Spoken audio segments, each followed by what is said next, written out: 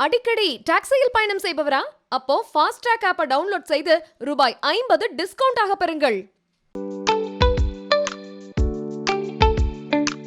மறைந்த நடிகர் விஜயகாந்தின் மூத்த மகனான விஜய பிரபாகரனுக்கு கடந்த 2019ஆம் ஆண்டு கோவையை சேர்ந்த தொழிலதிபரின் மகளுக்கு நிச்சயதார்த்தம் நடந்ததாக இணையத்தில் தகவல் பரவி வருகிறது. விஜய பிரபாகரன் மற்றும் அந்த பெண் ஆகியோரை பிரேமலதா ஆசீர்வதிப்பது போலவும் புகைப்படம் வெளியானது. விஜயகாந்தின் உடல்நிலை மற்றும் கொரோனா காரணமாக திருமணம் தள்ளி போனதாகவும் கூறப்பட்டது. ஆனால் அப்படி ஒரு நிச்சயதார்த்தம் நடைபெறவில்லை என்று விஷயம் அறிந்தவர்கள் கூறுகிறார்கள்.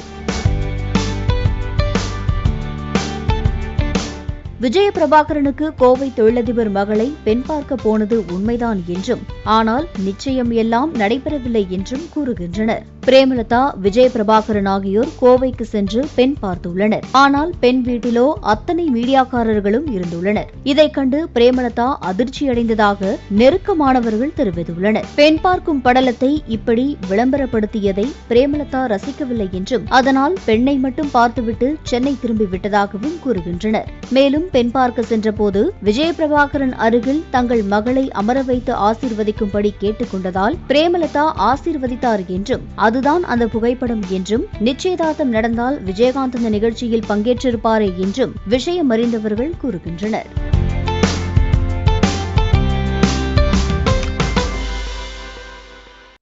அடிக்கடி டாக்ஸியில் பயணம் செய்பவரா? அப்போ ஃபாஸ்ட் ட்ராக் ஆப்பை டவுன்லோட் செய்து ரூபாய் 50 டிஸ்கவுண்ட் ஆக பெறுங்கள்.